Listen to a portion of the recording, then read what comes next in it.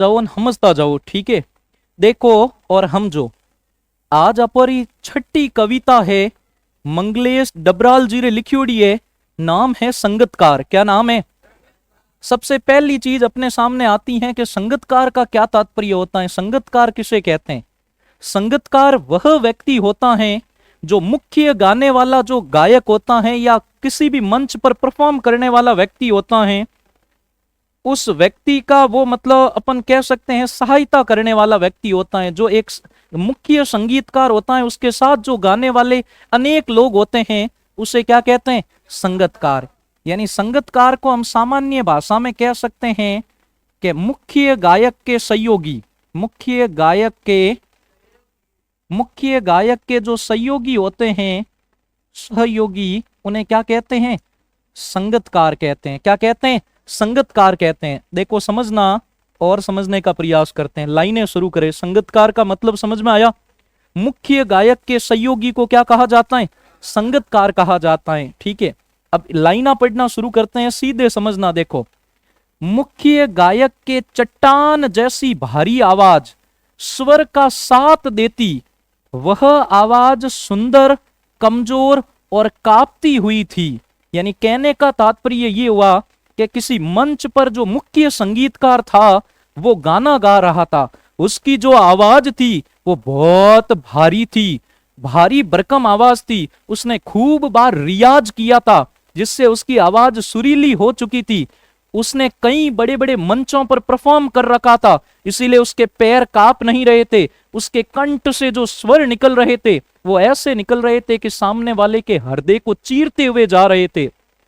लेकिन उसके साथ ही एक पतला सा कोई व्यक्ति खड़ा था उसका साथ देने के लिए। अपने यहाँ पर जब भी भजन वगैरह गाते हैं, कोई पीछे गाने वाला होता है, पीछे गाने वाला होता है, वैसे के वैसे उसे संगीतकार कहेंगे।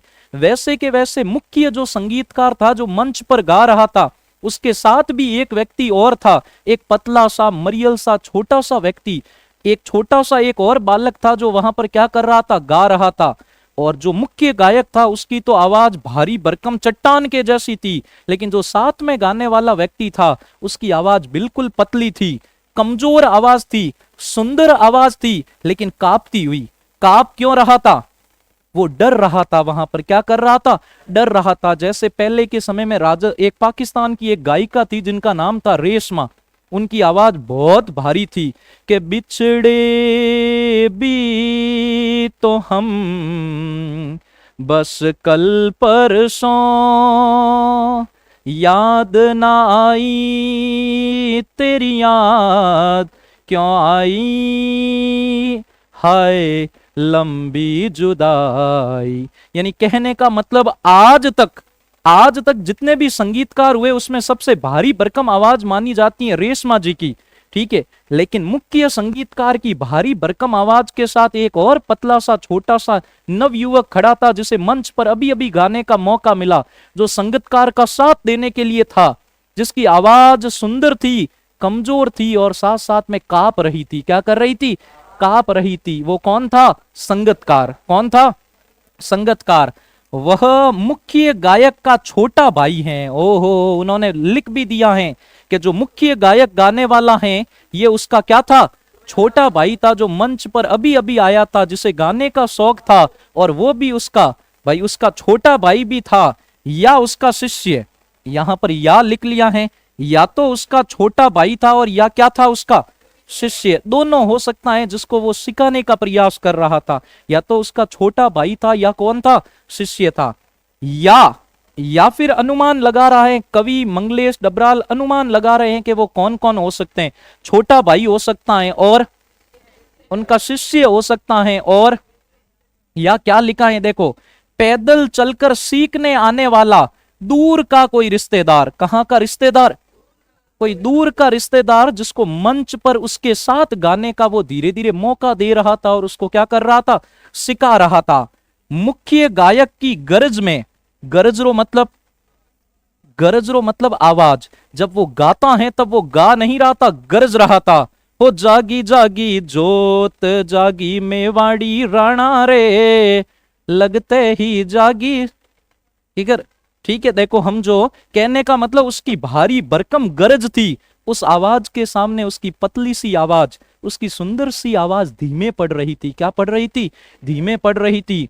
मुख्य गायक की गरज में वह अपनी गूंज को मिलाता आया है। यानी मुख्य गायक जब गरजता था मंच पर, वो उसकी आवाज जो गूंजती थी उसमें वो धीरे से उसके साथ साथ साथ साथ क्या कर रहा था? गा रहा था। प्राचीन काल से, ये अब से नहीं चला आ रहा है। मुख्य गायक जो मंच पर गाना गाते हैं, बहुत सारे लोग ऐसे होते हैं जो उनकी सहायता करते हैं। एक प्रसिद्ध गायक के पीछे उसका जो समूह होता है उसकी बहुत महत्वपूर्ण भूमिका होती है। एक गायक जो भी फेमस हो जाता है, उसके ढोलक वाले होते हैं, उसके सितार पर जो बैठते हैं, उन सभी की बहुत महत्वपूर्ण भूमिका होती है, क्योंकि उनके प्रसिद्ध होने के पीछे उनकी टीम की बहुत बड़ी भूमिका होती है। तो ये अब से नहीं हो रहा है, प्राचीन काल से जितने प्रसिद्ध प्रसिद्ध सिंगर रहे, उन सभी को अच्छा संगीतकार बनाने में उनके सहयोगियों की बड़ी महत्वपूर्ण क्या रही है? भूमिका रही है। गायक जब अपने अंतरे की जटिल तानों के जंगल में, ठीक है, खो चुका होता है, अब जब भी गाना गाते हैं, गाने के दो हिस्से होते हैं। शुरुआत की जो पंक्तियां होती हैं उसे मुकड़ा कहते हैं। क्या कहते हैं? मुकड़ा कहते हैं। लेकिन मुकड़ा वो होता है जो लाइनें बार बार आती हैं, बार बार आती हैं, और जब वो मुकड़ा खत्म हो जाता है तो उसके बाद कहा जाता है अगला जो शुरू होता है, अगली जो लाइनें शुरू होती हैं उसे अंतरा कहते हैं। क्या कहते हैं? अंतरा। मेन मुकड़ा तो कोई गा सकता है, अच्छा संगीतकार वो है जो अंतरा गाए। क्या गाए?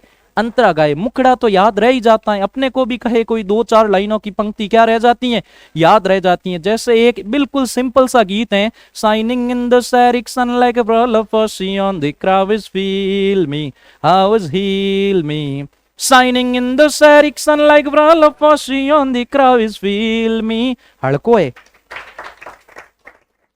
हड़को हड़को है कोनी इन तरीकों लागे कोई पड़ियोड़ो, मतलब यो रेडियर में कोनी इंग्लिश गीत निकल गो, और रेडियो है इनमें। हाँ हाँ, इसमें से तो निकलना चाहिए मारवाड़ी गीत। अरे चार चार चुड़लाए पड़िया बनी री अटेची में, अरे किकर मैं पैरूं हरियाला बन्ना द्वार खड़ा, केसरिया बन्ना द्वार खड़ा। आहा, मारवाड़ी गीत का आनंद ही कुछ और है। मतलब तो कहने का मतलब, जब जो मुख्य गायक होता है वो मुकड़ा गा चुका होता है, मुकड़ा तो कोई भी पीछे गा चुका होता है, बड़ा संगीतकार हमेशा अंतरे में ताने लेता है। जब लय को ऊपर करता है, नीचे करता है, ता था ता था ता था ता था, हाँ ठीक है, जब वहां पर आता है, मतलब जब वो कोई सरगम कहता है, क्या कहता है? सरगम कहता है, अंतरे के अंदर आता है, तब वो अपनी ऐसी ऐसी ताने लेता है कि जंगल में जैसे कोई व्यक्ति जाने पर कैसे खो जाता है, वैसे वो अपने मदमस्ती के संगीत के जंगल के अंदर, उस अंतरे के अंदर तानों को बुनता हुआ वो अपनी संगीत की रचना करता है। ठीक है, हाँ, वो अपने अंतरे में खो चुका है, या अपने को ही सरगम को लांग कर, कभी कभी जब मुख्य संगीतकार होता है वो गाते गाते स्वयं भी अपनी राग को भूल जाता है, अपनी सरगम यानी जो उसकी सुर की लय की ताल होती है वो उसको खो जाता है, चला जाता है भटकता हुआ एक अनहद में। अनहद का मतलब हुआ ऐसी जगह जहां पर मतलब कहा जाता है अपने लय अपने ताल से बाहर चला गया है, अपनी सीमा से बाहर चला गया है, अपनी हद से बाहर चला गया है, वो अपनी लय खो चुका है, वो अपनी ताल खो चुका है। ठीक है, तब संगतकार ही स्थायी को संभालता रहता है। तब उस मुख्य संगीतकार को संभालने का कार्य कौन करता है? संगतकार। तब उसको संभालने का कार्य कौन करता है? पड़ोस वाले संगतकार होते हैं, वो कहते हैं उस्ताद जी अब आप बिल्कुल समय पर वापस आ जाओ। वो उसकी लाइनों को वापस याद दिलाता है और उस संगीतकार को अपनी कला को बचाने में उसकी क्या करता है? सहायता करता है। तो वास्तव में देखा जाए तो संगतकार की भूमिका, ठीक है, मुख्य संगीतकार से भी क्या है? ज्यादा बड़ी है, ज्यादा बड़ी है, क्योंकि वो जब अपनी संगीत में खो जाता है, भटक जाता है, अपनी लय ताल को भूल जाता है, उस समय उसको वापस याद दिलाने का कार्य कौन करता है? संगतकार करता है। कौन करता है? संगतकार करता है। मतलब उसे संभालने का कार्य कौन करता है? संगतकार करता है, याद रखना। उसे संभालने का कार्य कौन करता है? संगतकार। अगर पंजी सर बोट मात हम जा रही है बढ़ जाओ भरा, जल्दी हो जाओ भरा। हाँ अगर हम जा रही है, देखो हम जो ठीक है, तब उसको संभालने का कार्य कौन करता है? संगतकार। जैसे समेटता हो मुख्य गायक की पीछे छूटा हुआ सामान। जैसे कभी कभी बड़े बड़े जो प्रोग्राम होते हैं उसमें जो मुख्य संगीतकार होते हैं उनके बहुत बड़े बड़े साधन वगैरह, स्पीकर वगैरह पूरे होते हैं, पूरा वो अपना साजो सामान लेकर आते हैं। कभी कभी जब प्रोग्राम होकर चले जाते हैं तो वो अपना सामान को पीछे भूल जाते हैं, तो उनके साथ वाले लोग होते हैं वो उस्ताद जी का सामान सारा समेट कर लेकर आते हैं। वैसे ही सामान तो कोई भी समेट सकता है, लेकिन वो जब लय सुर ताल में गलती कर देता है मुख्य संगीतकार, तो उनकी गलती को कौन संभालते हैं? संगतकार। कौन संभालते हैं? संगतकार संभालते हैं। जैसे उन्हें याद दिलाता हो उनका बचपन, जब वह नौसिखिया थे, उन मुख्य संगीतकार को भी वो अपना बचपन याद दिला देते हैं, जब मुख्य संगीतकार ने भी किसी गुरु से नया नया सीखना शुरू किया ही होगा भाई, नया नया उन्होंने भी सीखना शुरू किया होगा। उस दिनों को वो वापस याद दिला देते हैं जब वो गलती किया करते थे और उनके गुरुजी उनको टोका करते थे। वैसे ही ये संगतकार उनको वापस उनके बचपन के दिनों में लेकर चले जाते हैं जहां वो गलती करते थे और उनके गुरुजी उनकी सुधार करते थे। यहां पर उनका शिष्य है जो उनको क्या कर रहा है? सुधारने का कार्य कर रहा है। ठीक है। तार सप्तक में जब बैठने लगता है उनका गला, तार सप्तक गाने की वो अवधि होती है जहां पर ऊंची राग में गाया जाता है, और जब भी ऊंची राग के अंदर गाते हैं कभी कभी उनका गला, किसी का भी गला बैठने लग जाता है, आवाज निकल नहीं पाती। ठीक है, आवाज क्या नहीं हो पाती? निकल नहीं पाती। जैसे ऊंची राग में कैसे के केसरिया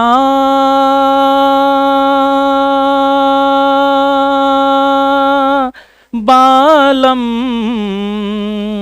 पदा पधारोनी मारे देश रे, पधारोनी मारे देश। यानी जब भी संगतकार ऊंची राग के अंदर गाता है तो एक समय ऐसा आता है जब उसका गला बैठने लग जाता है, सांस अंदर से रुक जाती है। उस समय प्रेरणा साथ छोड़ती हुई, उत्साह अस्त होता हुआ, उनके अंदर की गाने की प्रेरणा है वो उनको जवाब दे देती है कि अब मत गा। मुख्य संगीतकार को उनका जितना गाने का उत्साह था वो भी ठंडा पड़ जाता है जब उनकी आवाज रुक जाती है। आवाज से राख जैसा कुछ गिरता है, जैसे लकड़ी के जलने के बाद कुछ नहीं गिरता, वैसे ही संगीतकार की जब रागें पूरी हो चुकी होती हैं मुख्य संगीतकार की, तो ऐसा लगता है कि वो सब कुछ खो चुका है, उसकी लय खो चुकी है, ताल खो चुकी है। कब? जब वो इतना तेज गाता है कि अपनी सांसें भूल चुका है, गाने की क्षमता से ऊपर उठ चुका है। उस समय उस मुख्य संगीतकार की हालत ऐसी हो जाती है कि कोई उसको संभाले, उसको सांस लेने का मौका मिल जाए ताकि वो एक बार फिर सांस लेकर वापस गा सके। उस समय उनकी मदद करने के लिए कौन आता है? संगीतकार। एक लड़ी भी गाता है तब तक उनको सांस लेने का टाइम मिल जाता है और फिर वो आराम से गा सकते हैं। तो कहने का मतलब उनको संभालने का कार्य भी कौन करता है? उस मुख्य संगीतकार का उत्साह खत्म हो चुका है, उसकी प्रेरणा उसका साथ छोड़ चुकी है, तभी मुख्य गायक को ढांढस बंधाता है। ढांढस बंधाना एक मुहावरा है जिसका मतलब किसी को सांत्वना देना, किसी को मतलब किसी के लिए अपन कह सकते हैं ढांढस बंधाने का मतलब उसको मतलब सांत्वना देना, उसको संभालना। तो उस समय मुख्य गायक को कौन संभालता है? जब मुख्य गायक की सांस फूल चुकी है, वो अपने राग के उच्चतम बिंदु पर चला गया है, उसकी प्रेरणा खत्म हो चुकी है, उसका उत्साह खत्म हो चुका है, उस समय उसको कौन संभालता है? संगीतकार। कहीं से चला आता है और संगीतकार का स्वर, और उसी समय संगीतकार समझ जाता है कि ये कुछ भूल गए हैं और संगीतकार अपनी लाइनें गाना शुरू कर देता है। और मुख्य संगीतकार पकड़ने से अपनी गलती को छिपा पाता है। किनकी वजह से? संगीतकार की वजह से। कभी कभी वह यों ही दे देता है उसका साथ, कभी कभी तो ऐसे ही उसका साथ दे देता है। ठीक है, ये बताने के लिए कि वह अकेला नहीं है। कभी कभी ऐसे होता है एक मुख्य संगीतकार भी उदास हो चुका होता है, उसके भी जीवन में कुछ कष्ट आ चुके होते हैं, तो ये जो संगीतकार होते हैं वो उसकी मदद के लिए उसके क्या होते हैं? साथ आ जाते हैं। और यहीं की फिर से गाया जा सकता है, और उसे फिर वो प्रेरणा देते हैं पास वाले संगतकार कि कोई बात नहीं, एक बार आप इसे नहीं गा पाए, आप वापस गा सकते हो, वापस क्या कर सकते हो, गा सकते हो। ये प्रेरणा उसको कहां से मिलती है, संगतकार से। कहां से मिलती है, संगतकार से। आगे है या पूरी हो गई, ठीक है। देखो अब ये लास्ट है, देख लेना और समझ लेना, ठीक है। अब ये कुछ लास्ट पंक्तियां हैं, यानी जब वो मतलब अपनी सांस से भूल चुका है, लय ताल खो चुका है, उस समय भी संगतकार उनकी क्या करता है, मदद करता है।